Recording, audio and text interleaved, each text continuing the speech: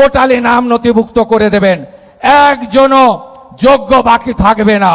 আপনারা ভরসা বিশ্বাস ভাই শুভেন্দু অধিকারীর উপর রাখবেন। নমুনা ভান্ডারের টাকা যাদের ফার্দার ভেরিফিকেশন রয়েছে, যাদের আন্ডার ইনকোয়ারি এবং যাদের রিজেক্ট করা দেওয়া হয়েছে, কাদের কাছে টাকা ঢুকবে এবং কবে থেকে টাকা ঢুকবে তা নিয়ে বিস্তারিত আলোচনা করব।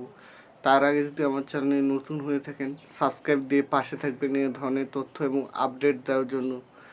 বর্তমানে 22 তারিখ থেকে বেশিরভাগ মহিলা অ্যাকাউন্টে টাকা ঢোকা শুরু হয়েছে, বিশেষ করে যাদের ফার্দার ভেরিফিকেশন রয়েছে এবং আন্ডার ইনকোয়ারি রয়েছে। এই দুটি প্রসেস যাদের রয়েছে তাদেরগুলো বেশিরভাগ অ্যাপ্রুভ করে দেওয়া হচ্ছে এবং বেশিরভাগ মহিলার টাকা ঢোকা শুরু হয়ে গেছে। আজকেও হয়তো অনেকের টাকা ঢুকবে, দেখা যাক আজকে কতজন মহিলার টাকা ঢোকে। এছাড়াও যাদের রিজেক্ট করা হয়েছে তাদেরও পরবর্তীকালে টাকা দেওয়া হবে শোনা যাচ্ছে, যারা যোগ্য হবেন। এছাড়াও পৌরসভা মহিলাদের ক্ষেত্রে বিভিন্ন সমস্যা দেখা যাচ্ছে, বিশেষ করে যাদের 3টি পাকা ঘর রয়েছে ওদের ক্ষেত্রে রিজেক্ট করে দেওয়া হয়েছে।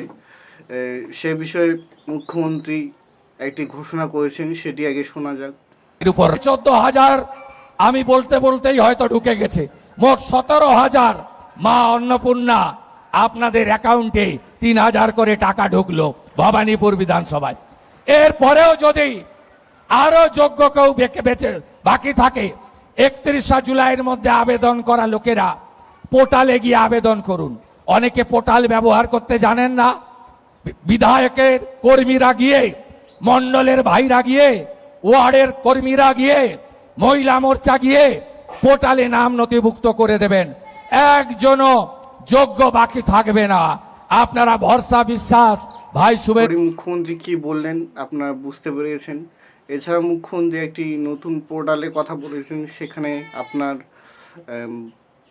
কি সমস্যা সেটি জানাতে বলেছে। এছাড়াও যারা নতুন তারা অ্যাপ্লাই করার ঘোষণা করেছেন।